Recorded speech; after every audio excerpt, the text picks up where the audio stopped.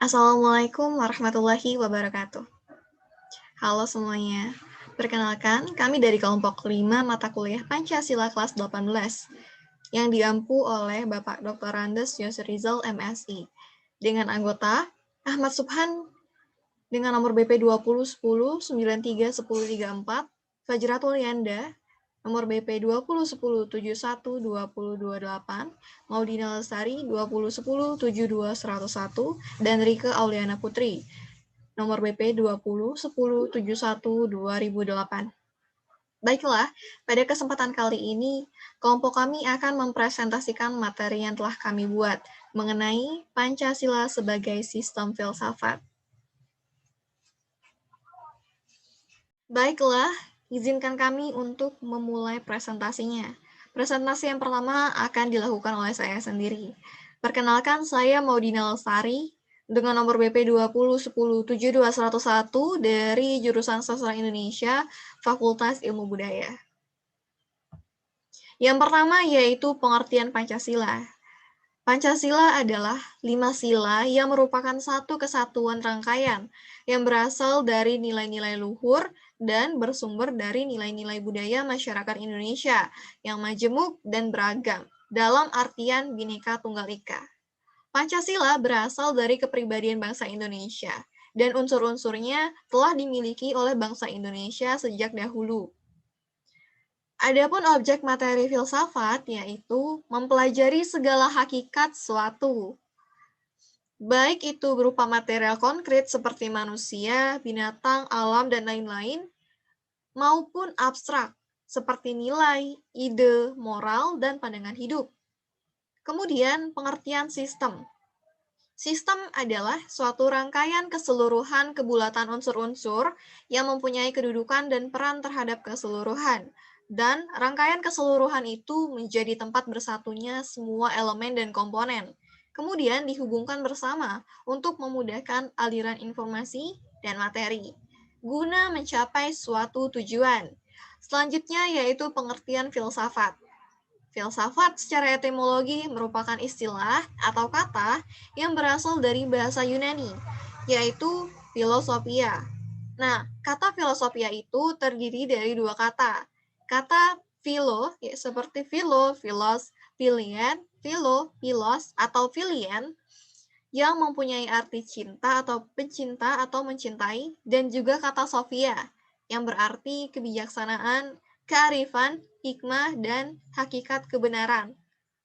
Jadi, secara harfiah, istilah filsafat adalah cinta pada kebijaksanaan atau kebenaran yang hakiki. Suatu pengetahuan yang bijaksana akan mengantarkan seseorang mencapai kebenaran. Orang yang mencintai pengetahuan bijaksana adalah orang yang mencintai kebenaran. Filsafat sendiri merupakan hasil berpikir sedalam-dalamnya dan diharapkan menjadi suatu pengetahuan yang paling bijaksana, atau setidak-tidaknya mendekati kesempurnaan.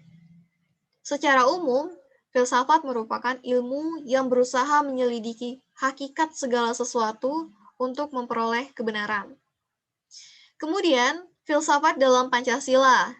Nah, filsafat dalam Pancasila adalah semua aturan kehidupan hukum, kegiatan dalam kehidupan berbangsa dan bernegara yang berpedoman pada Pancasila.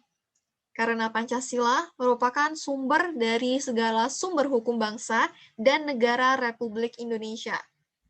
Orang yang berpikir filsafat adalah orang yang tidak meremehkan terhadap orang yang lebih rendah derajatnya dan tidak menyepelekan masalah yang kecil. Selalu berpikiran positif, kritis, bersifat arif, bijaksana, universal, dan selalu optimis. Dan fungsi dari filsafat Pancasila itu sendiri ada 3. Yang pertama, filsafat Pancasila dapat memberi jawaban atas pertanyaan yang bersifat fundamental atau mendasar dalam kehidupan bernegara. Misalnya, seperti susunan politik, sistem politik, bentuk negara, susunan perekonomian, dan dasar-dasar pengembangan ilmu pengetahuan. Hal ini harus dapat dikembangkan oleh filsafat. Yang kedua yaitu berusaha menempatkan dan menjadi bernegara. Tujuannya Agar fungsi filsafat itu akan terlihat jelas kalau negara itu sudah terbentuk, keteraturan kehidupan bernegara. Dan yang ketiga, filsafat Pancasila mencari kebenaran yang bersifat substansi tentang hakikat negara, ide negara, atau tujuan negara. Nah, kelima sila Pancasila itu merupakan suatu kesatuan yang utuh dan tidak terpisahkan. Selanjutnya, ada pengertian filsafat menurut para ahli. Ada beberapa ahli yang berpendapat mengenai apa itu filsafat. Yang pertama, Aristoteles. Aristoteles menyatakan bahwa filsafat adalah memiliki kewajiban untuk menyelidiki sebab dan asas segala benda. Kemudian Plato, dia menyatakan bahwa filsafat itu adalah tidak lain dari pengetahuan tentang segala yang ada.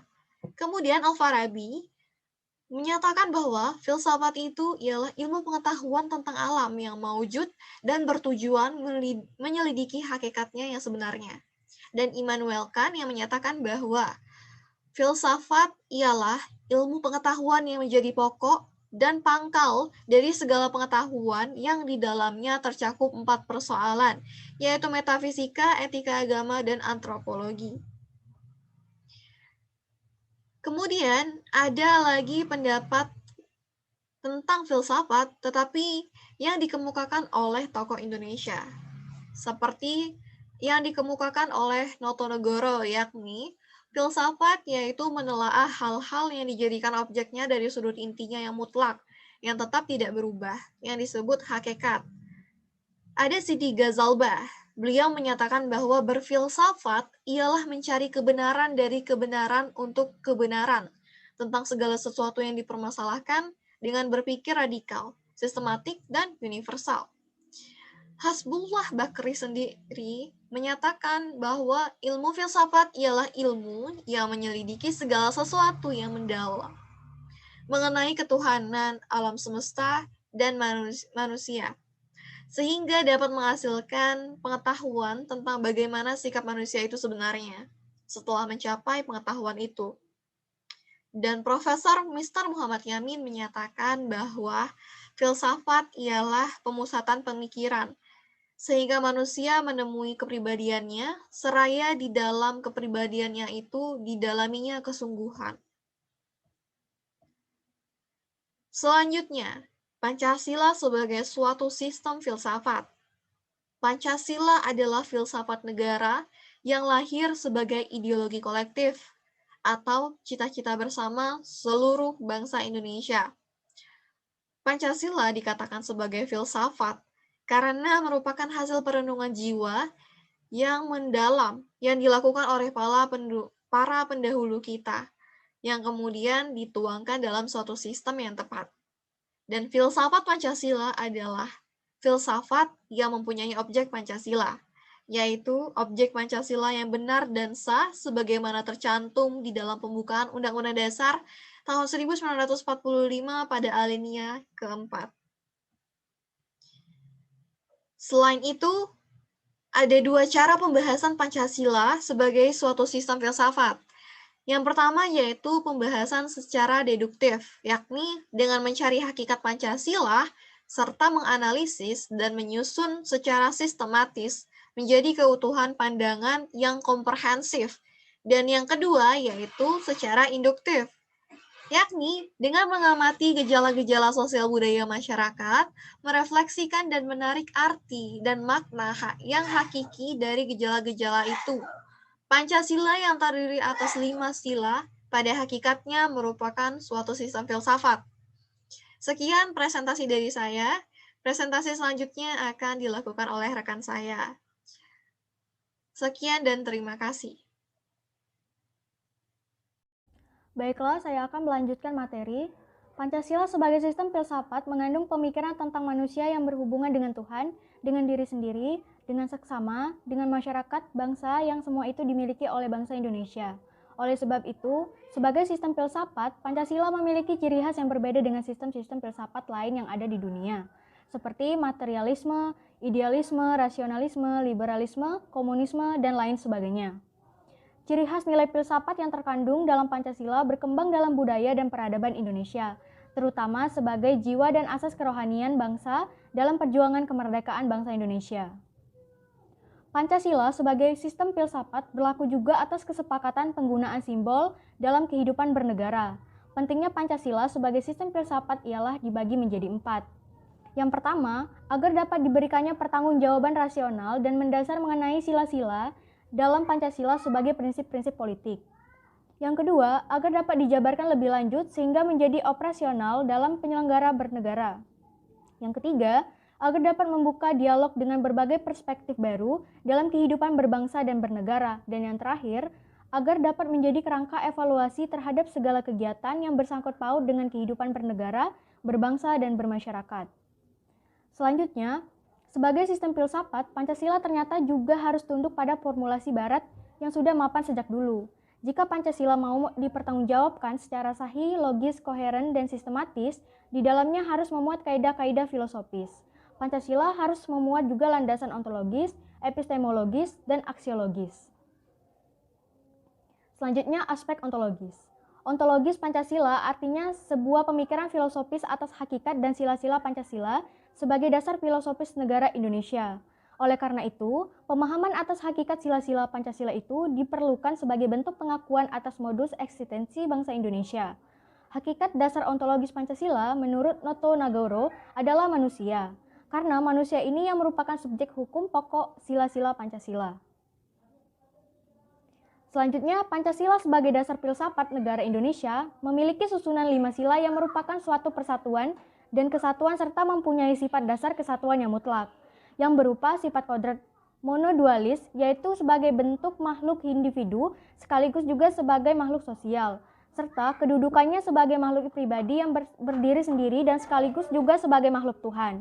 Konsekuensinya, Pancasila dijadikan dasar negara Indonesia adalah segala aspek dalam penyelenggaraan negara diliputi oleh nilai-nilai Pancasila yang merupakan kodrat manusia monodualis tersebut. Selanjutnya, aspek etimologi. Epistemologi adalah cabang filsafat yang menyelidiki asal, syarat, susunan, metode, dan validitas ilmu pengetahuan. Pengetahuan manusia sebagai hasil pengalaman dan pemikiran yang membentuk budaya, bagaimana manusia mengetahui bahwa ia tahu atau mengetahui bahwa sesuatu itu pengetahuan menjadi penyelidikan epistemologi. Dengan kata lain, adalah cabang yang menyelidiki makna dan nilai ilmu pengetahuan. Sumbernya, syarat-syarat, dan sumber terjadinya ilmu termasuk semantik, logika, matematika, dan teori ilmu. Selanjutnya, Pancasila sebagai suatu sistem filsafat pada hakikatnya adalah suatu sistem pengetahuan. Dalam kehidupan sehari-hari, Pancasila menjadi pedoman atau dasar bagi bangsa Indonesia dalam memandang realitas alam semesta, manusia, masyarakat, bangsa, dan negara, tentang makna hidup, serta sebagai dasar bagi manusia untuk menyelesaikan masalah yang dihadapi dalam hidup dan kehidupan. Pancasila dalam pengertian seperti itu telah menjadi suatu sistem atau cita-cita atau juga keyakinan-keyakinan sehingga telah menjelma menjadi ideologi yang mengandung 3 unsur, yaitu logos atau rasionalitas atau penalaran, yang kedua pathos, penghayatan, yang ketiga adalah etos, kesusilaan. Sebagai suatu paham, epistemologi Pancasila mendasar pandangannya bahwa ilmu pengetahuan pada hakikatnya tidak bebas dari nilai karena harus diletakkan pada kerangka moralitas kodrat tingkatan pengetahuan dalam kehidupan manusia. Oleh karena itu, Pancasila secara epistemologis harus menjadi dasar moralitas bangsa dalam membangun perkembangan sains dan teknologi pada saat ini. Selanjutnya adalah aspek aksiologi. Pada hakikatnya, filsafat Pancasila dalam aspek aksiologi membahas nilai praksis atau manfaat suatu pengetahuan mengenai Pancasila. Hal ini disebabkan karena sila-sila Pancasila sebagai suatu sistem filsafat memiliki satu kesatuan dasar.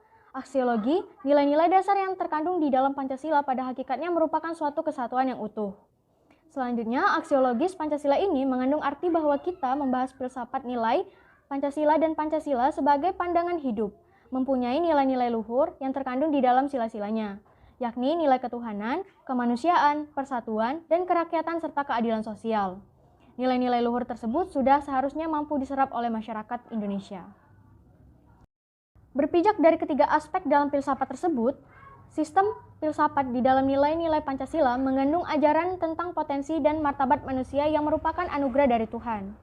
Karena itu, Ketika seseorang mampu menghayati dan menjiwai nilai-nilai budi pekerti dari Pancasila, besar kemungkinan masyarakat Indonesia akan lebih baik dalam berperilaku, sehingga apa yang dicita-citakannya akan tercapai, serta menjadikan jati diri bangsa Indonesia lebih bermartabat. Dengan menguak secara filosofis, nilai-nilai Pancasila diharapkan memunculkan suatu pengetahuan baru dan pengembangan baru terhadap nilai-nilai luhur Pancasila.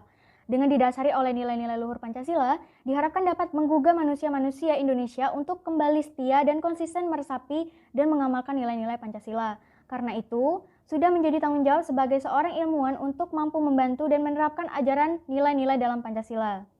Pancasila bagian dari falsafah bangsa Indonesia yang sudah semestinya memiliki nilai-nilai etis dan luhur untuk selalu diimplementasikan di dalam perguruan tinggi, sehingga ajaran dan nilai-nilai Pancasila tidak menjadi sebuah simbol saja, serta dijadikan sebagai alat kepentingan politik. Untuk menyelesaikan problem Pancasila agar tidak dijadikan alat kepentingan politik dan tidak menyebabkan bangsa Indonesia menjadi apatis, masyarakat Indonesia harus dapat menempatkan ideologi Pancasila sebagai sebuah sistem ilmu pengetahuan, sehingga upaya untuk mengikis anggapan negatif atas ideologi Pancasila menjadi lebih memungkinkan. Namun demikian, masyarakat Indonesia itu juga harus mampu menempatkan daya kritis dari cipta karsa pikir manusia terhadap nilai-nilai Pancasila. Apabila Pancasila tidak didukung oleh manusia yang sadar dan terdidik serta ilmuwan-ilmuwan yang handal dan para mahasiswa yang duduk di perguruan tinggi, maka nilai-nilai Pancasila akan menjadi pudar, disfungsional, dan mungkin terjerumus dalam kemandekan dan kebekuan dogmatik, kemiskinan konseptual sebagai akibat langkanya gagasan-gagasan segar secara filsafati. Baiklah, materi selanjutnya akan disampaikan oleh Saudara Ahmad. Baik, terima kasih Saudara Rieke. Selanjutnya akan dilanjutkan oleh saya sendiri. Nama saya Ahmad Subhan, nomor BP 2010-931034 dari jurusan Teknik Industri, Fakultas Teknik. Dari kelompok 5, kelas Pancasila 18. Selanjutnya adalah kesatuan-kesatuan sila Pancasila sebagai suatu sistem filsafat. Meskipun Pancasila terdiri dari 5 sila, tetapi kelimanya merupakan satu kesatuan yang bulat dan utuh. Masing-masing sila tidak dapat berdiri sendiri. Maksudnya, sila yang satu tidak terlepas dari sila yang lain. Sila-sila Pancasila mempunyai hubungan yang erat antara yang satu dengan yang lainnya. Kelima sila itu bersama-sama menyusun pengertian yang satu, bulat, dan utuh. Sebagai sistem filsafat, Pancasila telah memenuhi persyaratan, diantaranya sebagai berikut. Yang pertama, sebagai satu kesatuan yang utuh, berarti kelima sila dari sila pertama sampai yang kelima merupakan satu kesatuan yang tidak bisa dipisahkan. Memisahkan satu sila berarti menghilangkan arti Pancasila. Yang kedua, bersifat konsisten dan koheren. Berarti 5 sila Pancasila itu secara berurutan dari sila pertama sampai yang kelima bersifat runtut, tidak kontradiktif, dan nilai yang lebih esensial yang didahulukan. Esensi pokok sila pertama sampai dengan yang kelima, yaitu Tuhan, manusia, satu, rakyat, dan adil. Tuhan menciptakan manusia butuh interaksi dengan manusia lain sebagai persatuan. Setelah bersatu, mencapai tujuan bersama sebagai keadilan dan perlu musyawarah terlebih dahulu. Yang ketiga, ada hubungan antara bagian yang satu dengan bagian lainnya. Berarti sila pertama sampai dengan yang kelima ada hubungan keterkaitan dan ketergantungan yang menjadikan 5 sila tersebut bulat dan utuh.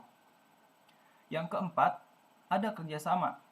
Dalam hal ini, yang dimaksudkan adalah pendukung Pancasila itu yang melakukan kerjasama, yaitu bangsa Indonesia sendiri. Yang kelima, selalu mengabdi pada satu tujuan, yaitu tujuan bersama. Maksudnya adalah semua pendukung Pancasila, dalam hal ini bangsa Indonesia, harus bekerja sama untuk tujuan bersama sebagaimana yang dimaksud dalam UUD 1945, yaitu kesejahteraan bersama. Selanjutnya, konsekuensi dari sistem tersebut menyebabkan Pancasila memiliki susunan hierarkis dan bentuk piramidal. Hierarkis artinya bertingkat, sedangkan piramidal dipergunakan menggambarkan hubungan yang bertingkat dari sila-sila Pancasila dalam urutan luas cakupan atau kuantitas, dan juga dalam hal isi sifatnya atau kualitas.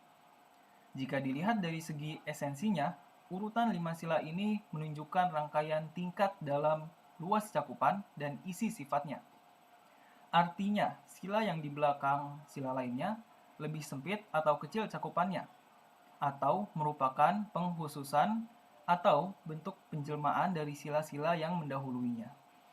Dengan adanya urut-urutan dari kelima sila Pancasila yang mempunyai hubungan mengikat satu sama lain, sehingga Pancasila merupakan satu kesatuan yang bulat dan utuh. Hal itu menjadikan setiap sila dari Pancasila di dalamnya terkandung sila-sila lainnya. Ini berarti yang pertama, ketuhanan yang Maha Esa adalah ketuhanan yang berperikemanusiaan, berpersatuan, berkerakyatan, dan berkeadilan sosial.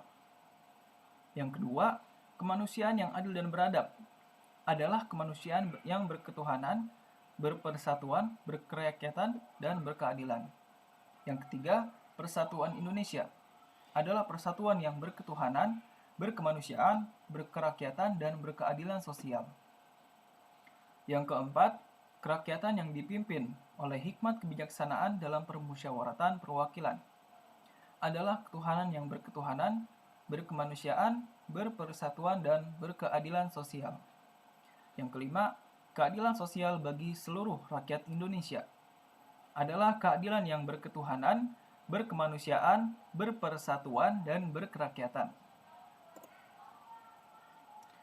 Konsekuensi logis dari hierarkis piramidal sila-sila Pancasila tersebut, maka sila ketuhanan yang Maha Esa menjadi puncak dari sila di bawahnya, yaitu kemanusiaan yang adil dan beradab, persatuan Indonesia, kerakyatan yang dipimpin oleh hikmat kebijaksanaan dalam permusyawaratan perwakilan, dan keadilan sosial bagi seluruh rakyat Indonesia. Selanjutnya, hakikat sistem Pancasila sebagai filsafat. Kata hakikat dapat didefinisikan sebagai suatu inti yang terdalam dari segala sesuatu yang terdiri dari sejumlah unsur tertentu yang mewujudkan sesuatu tersebut, sehingga terpisah dengan sesuatu lain dan bersifat mutlak. Contohnya pada hakikat air yang tersusun atas dua unsur mutlak, yaitu hidrogen dan oksigen. Kebersatuan kedua unsur tersebut bersifat mutlak untuk membentuk air.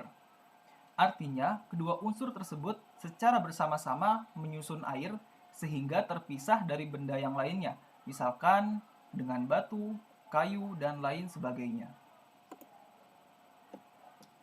Terkait dengan hakikat sila-sila Pancasila, pengertian kata hakikat dapat dipahami dalam 3 kategori, yaitu hakikat konkret yang bersifat nyata sebagaimana dalam kenyataannya. Hakikat konkret ialah unsur-unsur yang secara keseluruhan dan bersama-sama merupakan kesatuan dan menjadikan sesuatu dirinya sendiri. Hakikat Pancasila terletak pada fungsi Pancasila sebagai dasar filsafat negara.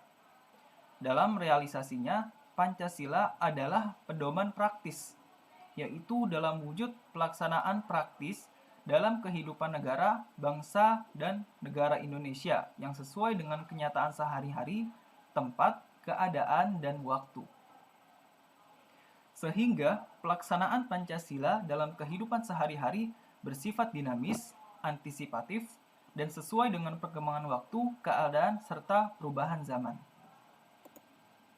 Yang kedua yaitu hakikat abstrak, yang disebut sebagai hakikat jenis atau hakikat umum, yang mengandung unsur-unsur yang sama, tetap, dan tidak berubah. Hakikat abstrak sila-sila Pancasila menunjuk pada kata, ketuhanan, kemanusiaan, persatuan, kerakyatan, dan keadilan. Hakikat abstrak ialah unsur-unsur inti mutlak yang harus ada bagi adanya hal. Hakikat abstrak daripada air ialah unsur-unsur inti mutlak yang harus ada bagi adanya air. Diterapkan kepada Pancasila, hakikat abstrak daripada Pancasila ialah unsur-unsur inti mutlak yang harus ada bagi adanya Pancasila. Yang ketiga, hakikat pribadi, sebagai hakikat yang memiliki sifat khusus.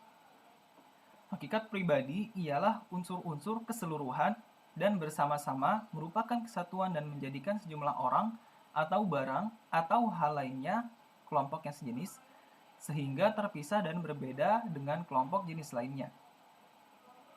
Pada hakikat Pancasila menunjuk pada ciri-ciri khusus sila-sila Pancasila yang ada pada bangsa Indonesia, yaitu adat istiadat, nilai-nilai agama, nilai-nilai kebudayaan, sifat dan karakter yang melekat pada bangsa Indonesia, sehingga membedakan bangsa Indonesia dengan bangsa yang lainnya.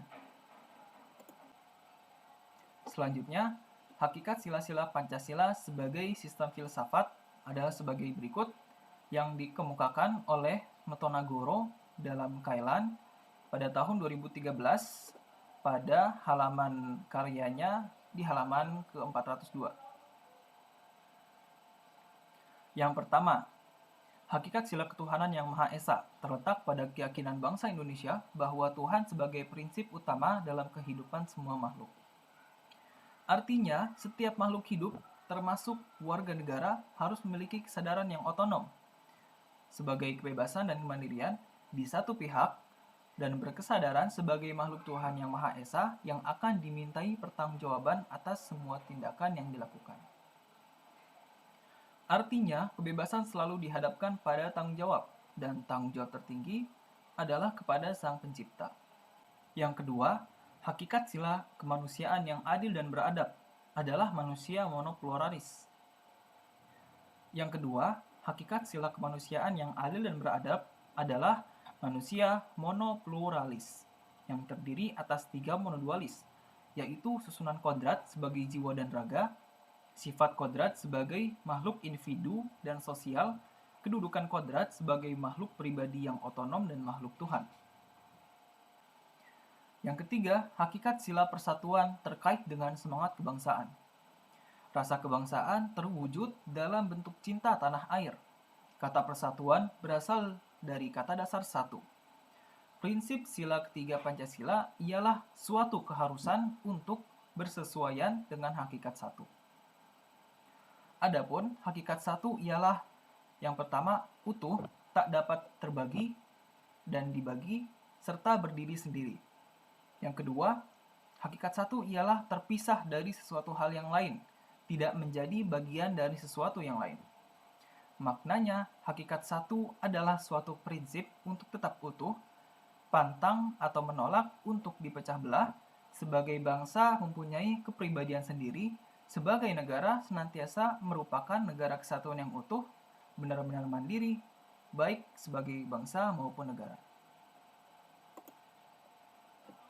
Yang keempat, hakikat sila kerakyatan terletak pada prinsip musyawarah. Artinya, keputusan yang diambil lebih didasarkan atas semangat musyawarah untuk mufakat, bukan membenarkan begitu saja pendapat mayoritas tanpa peduli pendapat minoritas. Yang kelima, hakikat sila keadilan terwujud dalam 3 aspek, yaitu keadilan distributif, legal, dan komutatif. Keadilan distributif adalah keadilan yang bersifat membagi dari negara kepada warga negara. Keadilan legal adalah kewajiban warga negara terhadap negara, atau dinamakan keadilan bertaat. Keadilan komutatif adalah keadilan antara sesama warga negara. Sekian presentasi dari kelompok kami. Kurang lebihnya mohon maaf. Terima kasih atas perhatiannya. Wassalamualaikum warahmatullahi wabarakatuh.